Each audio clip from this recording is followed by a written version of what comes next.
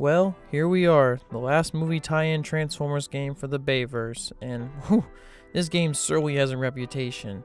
Yep, we are talking one of the most reviled Transformer games of all time, Transformers: Rise of the Darkspark. Like the films it was trying to tie into, and also the series of fantastic games it was trying to add to, it was completely unnecessary, and ultimately the crossover did not need to happen. This game was a third-person action game that attempted to cross over the Bayverse and the Cybertron games, which, why?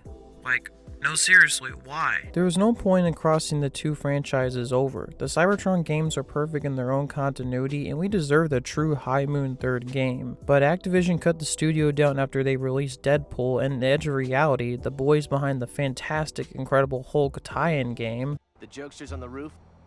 Specialists in artificial intelligence that's morphed into mind control. Were picked to develop this game, and after hearing all the reputation this game has gathered over the years, I actually never played it for myself, and I wanted to try it out for myself to truly discover if it is really that bad. Did it ruin the Cybertron games for good? Well, let's slowly get into this. For a quick summary of the quote story of this game, it starts out with Lockdown invading Earth to get a thing called the Darkspark, which is an evil version of the Matrix basically. It can warp reality to the users with like slowing down time, I guess, and also maybe warping the universe as well. Regardless though, Lockdown gets a spark and leaves. Then we cut back in time on Cybertron where the story takes place before Fall of Cybertron but after war. Decepticons are sent into the abandoned Crystal City, nice G1 reference, to search for the Darkspark, and they almost get it, but Prime and a few Autobots get it first and try to escape. But Shockwave eventually grabs the Darkspark and recruits some of the Insecticons of the Decepticon cause. They eventually give the spark to Megatron at Kaon and also capture Cliffjumper as well. Optimus and Jazz sneak into Kaon and save Cliffjumper, and eventually Prime faces off against Megatron with the Darkspark. He plans on using it to basically revive dead Autobots to serve him.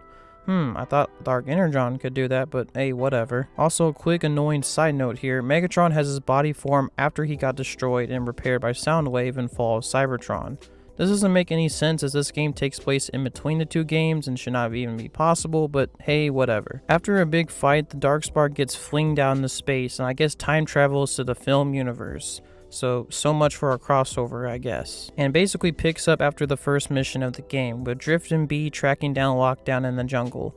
Drift gets captured, but Bee rescues him eventually. Also, Grimlock eventually shows up out of nowhere to help, which, I don't know, doesn't really make too much sense, but hey, whatever. Eventually, the Autobots fight through Lockdown's forces to eventually reach Lockdown, which he plans to use the Darkspark to travel back in time to bring the Decepticons back. He does this to so-called reignite the Civil War, and also that Lockdown can make a shit ton of money again. Okay, sure, whatever, Lockdown, whatever you say. Prime eventually stops this, destroys the Darkspark, destroys Lockdown and the Time Bridge, and leaves just in the nick of time. And eventually the game has the audacity of having an end-credit sequence setting up a sequel that I'm sure everyone would have wanted. Now for my thoughts on the campaign. How good is the campaign? Well, man, I gotta agree with everyone, it's pretty bad. The story is not even a crossover, it's like two games stitched together with a plot device. What a ripoff. The game tries to tell a narrative of events between Fall and War, but I feel like something as big as the Darkspark would have been mentioned in Fall. I just don't believe that this game fits into the Cybertron timeline well. Still though, let's get into the pros and cons of the campaign, starting out with the pros. I think that it was great that most of the voice actors from the Cybertron games came back to voice their characters. Just hearing their voices again with their characters brought so much joy that elevated the Cybertron portions even more for me. Just sucks that it wasn't for a better game. On the Cybertron section, I do like how it sets up how Shockwave met the Insecticons, but weren't they creations of Shockwave to begin with? Whatever, continuity, who needs that? I do like how also the banter is still pretty good and the dialogue is still just like the Cybertron games, albeit a little less written this time around but still pretty solid. There's also seen many other cool locations like Crystal City, Decaon, and other places that was pretty good. And all the character models for the Cybertron games also look pretty solid as well. But then again, they're all just reused from Fall of Cybertron, but still nonetheless a compliment. Then when it comes to the Earth section part of the campaign, the pros is I do like how they see some signs that say that the humans don't like Transformers. It's also mentioned that Megatron is dead as well, so that at least shows some continuity with the Michael Bay films. And the character models are also pretty well adapted into the game. The night version of Prime looks fine, Bee looks good, Lockdown looks pretty good, and Drift is pretty solid as well. And also Grimlock is a pretty good design as well, albeit his transformation is just straight up ass. It is kind of weird how Crosshairs and Hound aren't here, but whatever. Once again, shout out to my boy Peter Cullen coming back as Prime this time around, also for the Earth scenes as well. Drift's voice actor, whoever plays him, is pretty solid as well. B is just, I don't know, he's just B. But honestly though, there's really not much pros I can say about the campaign. Now for the cons. Man, this story was just kind of bad and weird. The Darkspark as an idea could have been cool, but just feels so underused here. They say that it can warp space and time, but we don't actually get to see how it can do all those things in the campaign itself. Just first starting out the campaign, there's already issues. You start out on Earth and you see Lockdown take the Darkspark. Now, there's many questions I have with this. Like, first, how does he know it exists? And second, how does he even know how to use it? Second, why is the first mission even set on Earth? Because we go back in time in the next mission and see how it goes from Cybertron to Earth. It just feels kind of pointless why the game just starts on Earth. It honestly should have just started on Cybertron to begin with. Also, Optimus's face. Holy Jesus. Now for the Cybertron sections. The events of this game, I personally don't see how it fits in with War and Fall's timeline, as there's just not much time between the two games anyway. And there's just many small inconsistencies in the story in this game with the Fall and War games if you try to line the two up. Like, how Shockwave meets the Insecticons, despite the fact that it's being mentioned in Fall that he created them, or that Megatron has his new freaking body for some reason, despite the fact that in War, it's actually the old body that's supposed to be he using now. And his great master plan that he technically could have already done with Dark Energon if you want to be lore accurate. Also, Trypticon's ruins were in Autobot hands and Falls, but for some reason are in Kaon's this game for some reason. Just small things like this make the game not canon with the Cybertron games in my opinion. Most of the levels aren't horrible, but most also reuse assets from Fall of Cybertron and also are extremely repetitive. This portion of the story doesn't really have any interesting story moments or even great writing, but like I said before, isn't a horrible experience. Now for the Earth levels, which I guess are set in a different universe or something.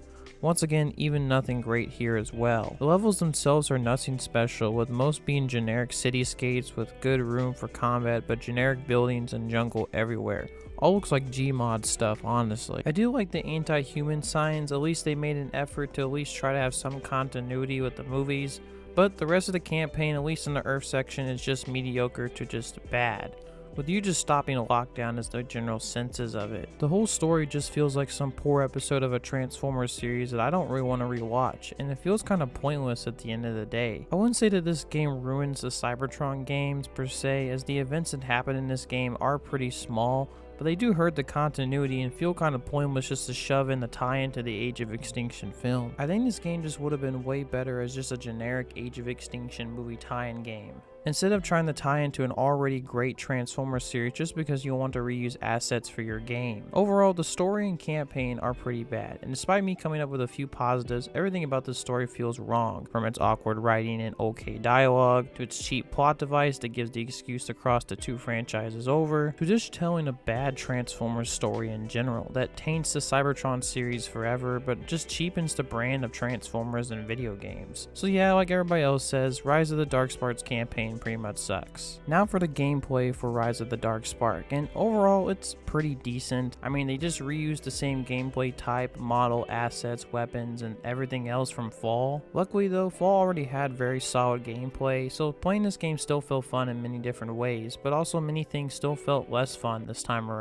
The weapons all feel fine as they should, with a few tweaks even improving upon them, like the riot cannon shooting faster now.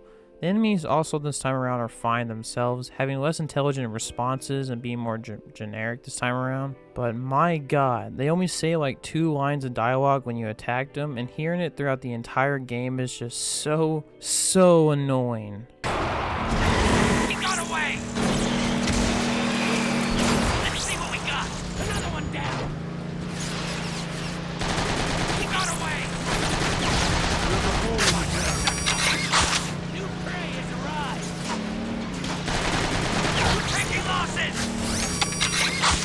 Maybe you should shut up. The drones themselves look fine and look like they would fit in the Bayverse in general. The overall art style of this game has a really rusty and muddy and just ugly look to it all, with most environments that you're going to be in usually having been in this Gmod bland city or jungle areas or rusty leftovers from Fall of Cybertron. No sense of life and color that the Cybertron games had, in my opinion, also shows up here. I do like how Crystal City looks, and I understand that it's a rusted city, but like I said before, maybe adding a little bit color would have helped a few things as well here. Graphically, I also think it kind of looks poor, with issues at the start of each level with the game just lagging badly and then all of a sudden going back to normal. And this is at the start of every mission for some reason, just a weird bug. Also, straight up, some of the transformations just look bad, like Grimlock's looks straight up horrible. And some of the sizes of the vehicles are very inconsistent, like Drift's vehicle, what? Some animations also get reused from Fall as well, which some aren't as bad as some others, but also some of them just don't make any sense. Like Grimlock's charge attack, it's the same as Fall's, and in that game he had a sword, so the stabbing animation made sense. But in the Bayverse, Grimlock has a mace, and in this game they just reuse the animation, so he stabs enemies with a mace. Like what? You are stupid. Upgrades as well are for some reason dumb now as well. Instead of earning points like in Fall to buy your upgrades to get new stuff, in this game you have to get new stuff by getting gear boxes, which are just basically loot boxes without the money. And we all love loot boxes, am I right, boys? Kitty. Well, first, we don't call them loot boxes. I think that was... Overall, this system is dumb and did not need to be added in at all. At least you don't have to pay any real money for them, but just doesn't really add anything to the gameplay or the game itself. Like mentioned earlier, most of the weapons still feel pretty good. And also, most of them also are from Fall once again, so of course most of them feel pretty good like mentioned before. Overall, the gameplay isn't horrible, as it just reuses Fall's gameplay, which was well done from the start, but all just feels so unpolished and needed some improvement. They just ripped the gameplay style from another good game and then tried to improve upon it in any way possible, which is such a shame. Even Falls improved upon War's gameplay. Why this game could not have done that, I don't know. Now that we have talked about the Rise of the Dark's gameplay and campaign, let's talk about the other modes. Once again, like in Fall and War and Dark of the Moon, this game also has an escalation mode. But unlike those games where you can actually patch it somewhat to play offline, only if you're on PC and you mod the game by the way, because escalation is just essentially Call of Duty Zombies but for Transformers, you theoretically would think you can play the mode offline. But no, Activision once again has to come in and destroy everything. So you get nothing! You lose! They shut down the servers in 2020, and like with most of my reviews so far for the Transformer games, I can't review this mode or play any of the multiplayer at all. Especially for this game, you can't do any patch or mod or anything to get the escalation mode. So yeah, from the trailers, I guess I've had to make an opinion about it. It looks fine. You can even play a Stinger from Age of Extinction in this mode, which is pretty cool. Regardless though, like the last videos I've made in this series, I can't review the mode or any of the online features the game offers. But honestly, maybe that was for the better at the end of the day, as this game kind of does suck. Overall, Transformers Rise of the Darkspark, after officially playing it for myself, I agree with the community's sentiment that this game truly does suck. It attempted a crossover that nobody wanted, and with doing that crossover failed both properties it was trying to adapt. It failed to create a good addition to the Cybertron games, with it not ruining the canon but just not adding anything new and causing more issues to the timeline if you try to squeeze the Darkspark in between War and Fall. And trying to be an adaptation or a movie tie-in to the Age of Extinction film, it does not add anything to that film, unlike the Dark of the Moon game. And all just feels forced in just to cash in with the film when it was coming out. I will admit that this game tried to be more than just a typical movie tie-in game, but the movie tie-in games are basically going away in the industry as the reputation they gathered over the decades was finally starting to catch up with the series. This game tried to be a little bit more than just the above average movie tie-in game, but at the end of the day ultimately failed both franchises, and ironically would have just been much better if it was a typical movie tie-in video game. At least we can all just laugh at it. But sadly, Rise of the Darkspark left a bigger scar to other Transformers franchises as well. Overall, to quickly wrap up this video, Transformers Rise of the Darkspark is a very bad Transformers game. And to be like Optimus, let's roll out as far away from it as we possibly can. Thanks for watching this video, and also I want to say thank you for watching all the other Transformer videos and just finally finishing up the movie tie-in series. And we're going to continue grinding. Once again, thanks for watching this video, and I'll see y'all later. Peace. The Autobots, they're so good, you know, and there's a lot of bad in the world, and it's like they're always doing the right thing. Tails! Another one down!